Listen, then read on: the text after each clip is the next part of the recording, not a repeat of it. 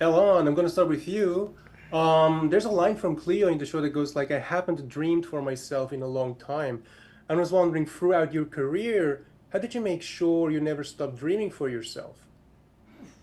That's a good question, brother. How did I make sure I never stopped dreaming for myself? I've always been a dreamer. I don't think you become an actor just by chance, you know. It comes Right. from having dreams, and I've always been really interested in people, and you know, and I don't know. My imagination has just been always something that's been my favorite quality is imagining. I sit and I daydream. I spend most of my day just daydreaming. So I think that's probably nurtured the dreamer in me. And then working with other dreamers like Alma, right? So for this show, I think she's perfect Yeah. because she is incredibly imaginative and a dreamer in a way Mm. that, just fostered our dreams. So Yeah. yeah, I think that's one of the many ways. Right. And Byron, there's like a big question in the show that goes like, it's easier to forgive each other than to forgive ourselves. Why is that? Do you have an idea how you would have answered that question? We are critical on ourselves because we judge ourselves because we know our internal dialogue, right? Right. Yeah. So we'll say something about ourselves that's bad, and everybody be like, "We don't see you like that," and you like, "Oh, it's like that," So I think that's one of the reasons we're harsh on ourselves. You know what I mean? Um, yeah, because you could be fresh and have on dirty underwear and nobody know, and they think you killing it, but deep down you know. Right. So, yeah, I think that's why. Right. And also, Josiah, like Maddie, she really wants to become a journalist, but she gets rejected a lot by Bob Bauer, and she really never stops trying. And I was wondering, throughout your career, how did you make sure that like rejections don't make you give up?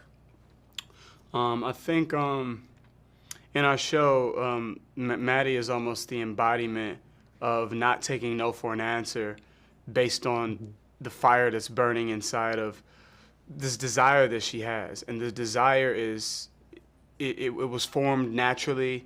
You know, she was empathetic and felt something for this little girl. And along the journey, she may have been misguided or, made assumptions or had prejudices inside of her that were unconscious and some conscious. But I think that above all of that was the pursuit of this thing that she wanted for herself. And I think that's one of the, important and pivotal themes and motifs of this show with our protagonists and Cleo and Maddie is them carving out their lives for themselves. And I think that in chasing a goal or a dream or having a specific target, I think you have to be unrelenting, uncompromising, and completely almost crazy to a certain degree because Maddie is looking crazy in this show. She looking crazy running around Baltimore like that. Yeah. You know what I'm saying? But it's all because of her believing in something that no one else is seeing. And I think you have to stay true to that at any given point in the journey. Absolutely. And Elon, what would you say how important it can be like to take huge risks in order to get what you want, because that's what Maddie does. She's leaving her family in order to become a journalist, which she was not for the past 20 years. But at the same time, obviously, she also tries to be a mom. So how important would you say is it to take risks in order to like finally get what you want, pretty Yeah, I much? feel like if you stay in your comfort zone, that's one of the ways that maintain mediocrity. At the end of this short Right. life that we live, I think to be able to have little to no regret, it means taking risks, which means following your dreams, which means forgiving yourself and pursuing the things that you want. So, yeah, it's a nice through line in your line of questioning here, brother. So yeah, thank you.